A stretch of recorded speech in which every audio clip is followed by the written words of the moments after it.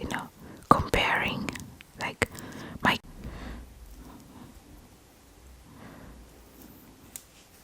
up.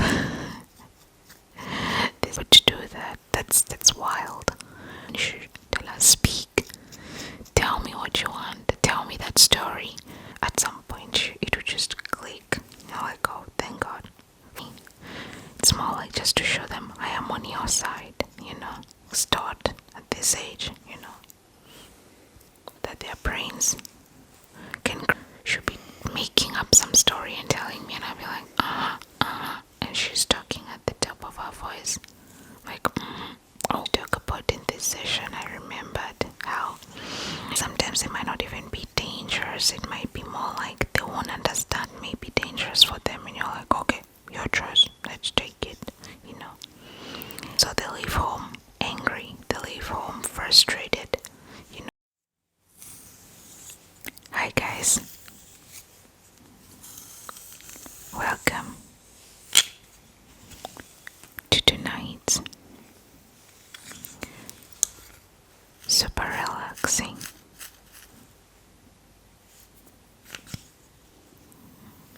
ASMR session.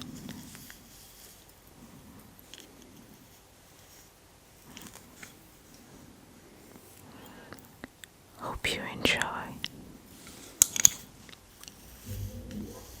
the stingers. And if you do like this video, please give it a thumbs up. And do not forget to subscribe to our channel. We would really appreciate that. So as you can see, today there's so much to pick on his scalp. I hope you guys can see that.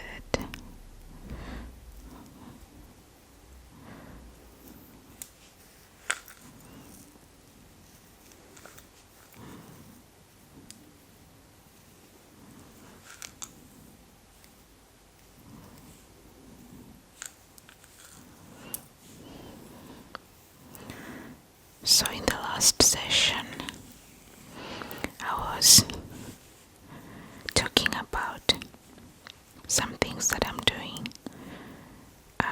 different as a parent with from how I was raised. So as some of you already know, I was raised in a strict Christian home. My guardian, who's my grandmother, and my auntie are Christians. And to some extent, I would say they are very religious. They do love and follow Christ. I am teaching my child to know Christ, to love Jesus, but not to be religious, because myself, I am not religious. I'm a follower of Christ Jesus.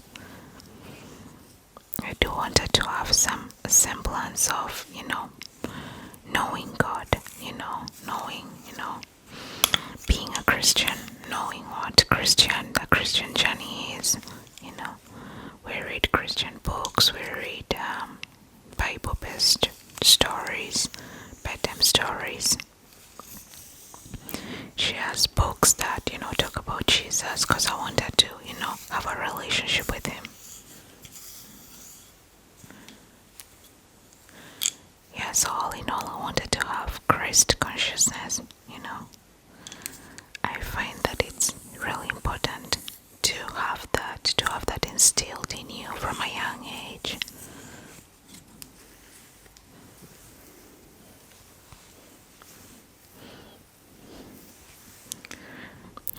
So I just remembered this funny story. My husband, my mother-in-law, and my baby and I were in the mall a couple of months ago, and we entered a toy store without my husband. It was in the same mall, but my mother-in-law and my baby and I, we entered the toy store, and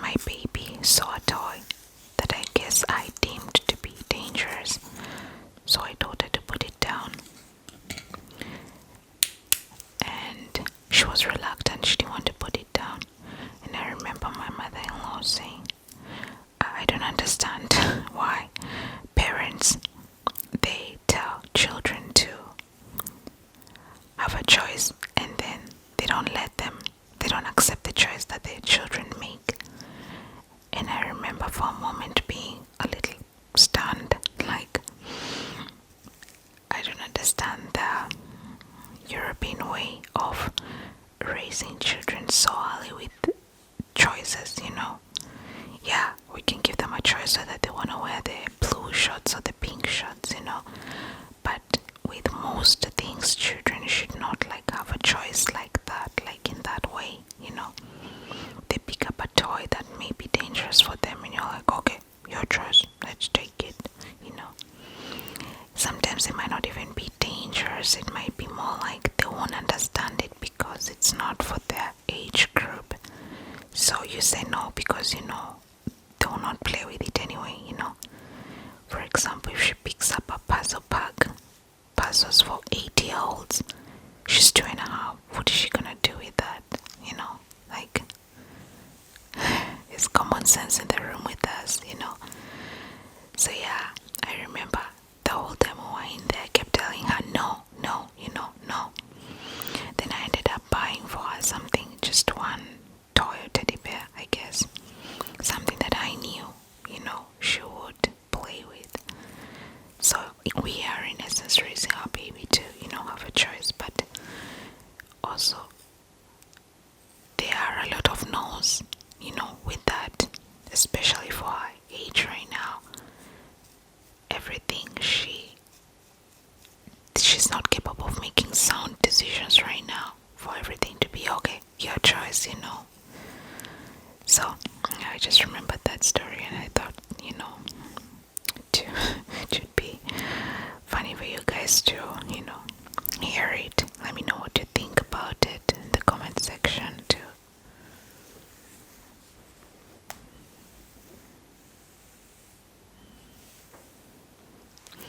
Also, with that being said, I do want my baby to be able to make choices as she grows, of different things that she wants. I don't want to take away her choice. As I said, when she makes sound decisions, she's able to make sound decisions, reasonable decisions. Yes, she can have a choice. I don't want to raise her to be quiet, somehow dim her light. So we are raising her to, raise her voice, not shout, but, speak her mind, say what she wants, be heard. I find that in the country we live in, many people talk in such low tones that you don't even know they're there. It's crazy. Most times I'm walking and there's a group of people walking behind me and they're whispering. I'm like, in my mind, why are you guys whispering? I think it's a kind of a taboo for people to speak in a high tone. I find that when we go to the capital city, Prague, I hear Americans and British more than I hear the people of this country, because I don't know if you know what I'm saying. They talk in such a high pitch. And that's my baby. You will hear her, when we are taking the lift. She's the loudest child, I guess, in the entire building, and I'm okay with that. I find that most parents, they shush their kids at every opportunity. Shh, shh, shh. I don't tell mine shh. Tell her speak. Tell me what you want. Tell me that story. She'll be making up some story and telling me, and I'll be like, and she's talking at the top of her voice, like, okay.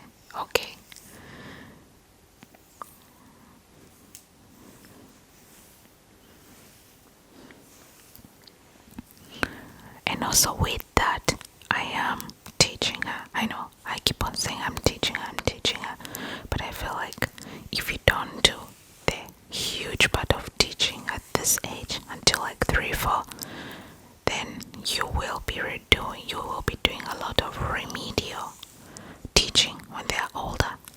So it's better to get most things taught at this age, that their brains can grasp everything, understand everything right now. I got this piece of advice from Gabor Mate. I don't know if any of you guys know him. He has very good parenting tips. I listen to his podcasts often.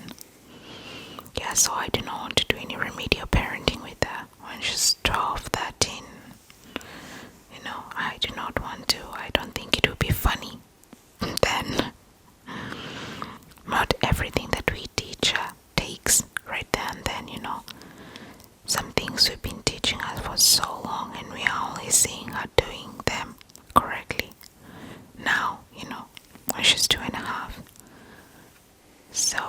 So for the parents, teaching their toddlers things, and you're like, maybe she'll never get it. At some point, it will just click. You're like, oh, thank God, finally, it clicked.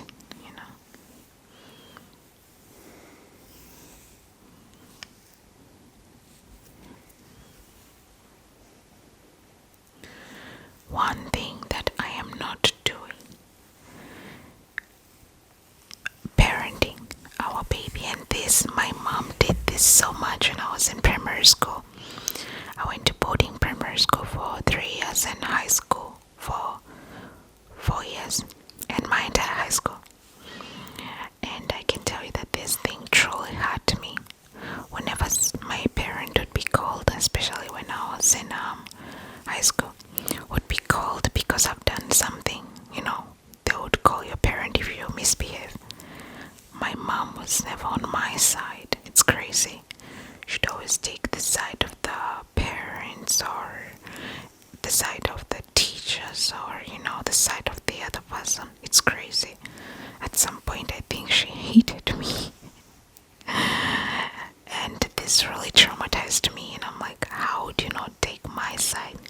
Whether I did the thing or not, shouldn't your first response as a parent be like, okay, I need to hear what my child tells me, then I'll decide, No.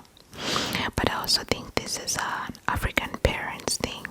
They will try to, not take your side. I don't know if anyone else has parents that did this, as if they're not the ones parenting you, or as if they're surprised you're behaving badly, like, you are my parent, Anyway, this traumatized me so much that even if my child is caught red-handed, I will defend her. I'm sorry, but I will defend my kid. This is not to be permissive as a parent, but more like, I feel like sometimes, as I say, children do crazy stuff for whatever reason, They might hit another child because the child has been bullying them all along, and they're afraid to say, because they're afraid the bully will be more, mean. So I defend you in front of everyone, and then at home, I will, be strict. I'll try to find out why you did it, and I will counsel you and tell you not to do it again. But just know that I got your back, I want her to know this from day one. I am not gonna be embarrassed to say, no, my child didn't do it. No, I refuse.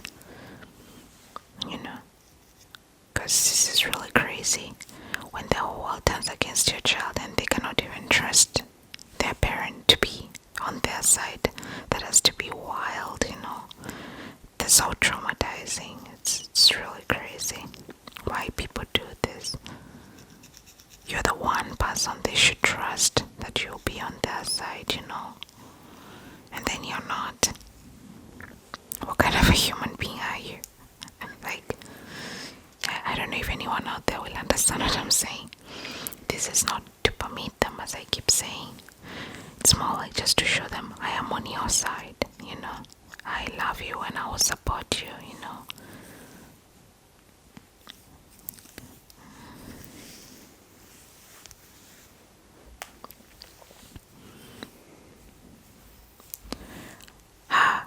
Our baby being a black child, I tell her very often that she's black. Her and mommy are black, especially living in the part of the world that we live in, that anyone a little bit different is black and uncultured, and there are all these crazy stereotypes of people of color where we live.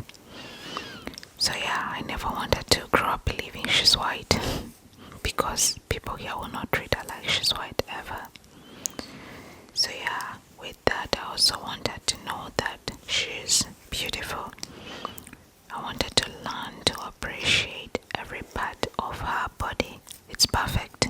Her face, every facial feature is perfect. It's amazing. Her lips, everything. Her ears, her head, everything. I wanted to appreciate every part of her body, and to hear it at home. You are so pretty. You are so pretty, which, as I said in the previous session, that we keep telling her so much that to her, she thinks everything is pretty, everything is beautiful, everything is, nice. If my mother-in-law is here and she is ready to go, so she's looking at herself in the mirror, getting herself together, putting her hair in a bun, my baby goes to her and tells her, "You're so pretty, Barbie." Because we've taught her, like, when she looks at herself, she's pretty, she's beautiful, she's just gorgeous. As I keep saying, if you don't hear it at home, who will tell it to you? The world.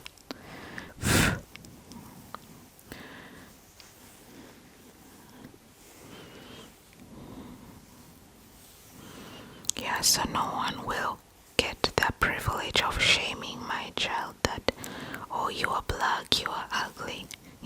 No.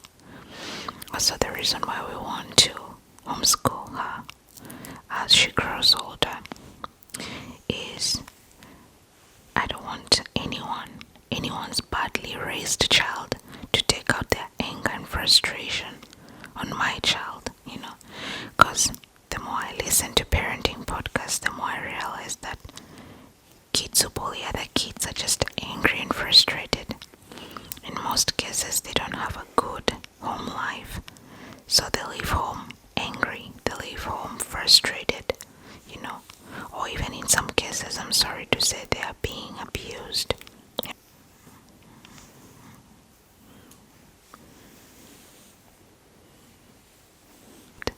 As I was thinking of the points to talk about in this session, I remembered how growing up, this is just something African parents do. They compare you, like, with the neighbor's kids, with the extended family's kids, like auntie so-and-so's kids are doing better than you, or they do this better than you, or they're much smarter than you. So I had this a lot growing up. Like, why don't you do ABCD like auntie so-and-so's kids? That comparison is really horrible with kids. It's really like the worst character trait to have as a parent, to compare your kids. It really breaks down kids. My mom also did this, comparing, like, my kid is stupid, she would never be able to do that. That's wild. Never let those words leave my mouth when my kid is right there. Like, never. My kid knows by now that she's smart. She keeps saying, "I'm so smart." So in some way, all the traumas that I went through, at least they're helping me be a good parent to our baby. So it wasn't for nothing. Both my husband and I, we introduced her to, like, African music, the African beat. My husband is half Algerian, and in Algeria they play lots of Arabic music. So we introduced her to that, to African music. My baby and I are usually dancing here.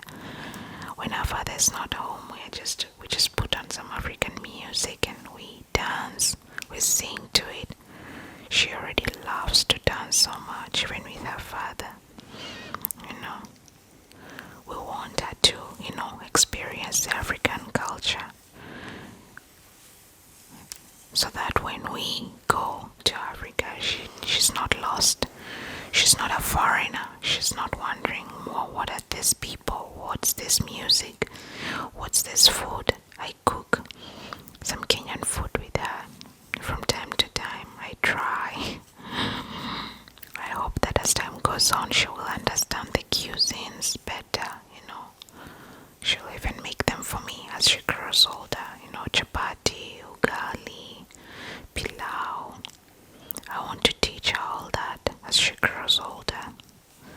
But also, right now, I cook it, I explain it to her that this is mommy's food.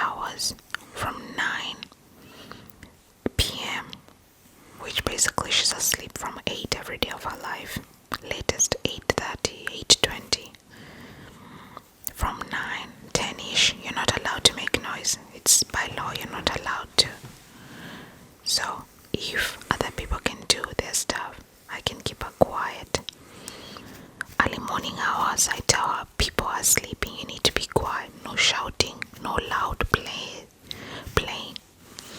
So she already knows that. And I remember telling that lady that no, this is not the case. Because she'd say that people don't like us because I let my baby run wild, shouting and screaming. If there's a drilling a new kitchen downstairs, yes, my baby will scream. Because it's broad daylight also. Why shouldn't she scream at midday, at 1 p.m., at lunchtime, the afternoon? Why not? I find that children taught to stay silent, they often grow up to be like shy and afraid to speak up, afraid to say what's on their mind, But yeah, I hope someone understands what I'm saying, So I don't know if you guys can see that our baby woke up. She's right there with a yellow sweater. She's sleeping on her dad.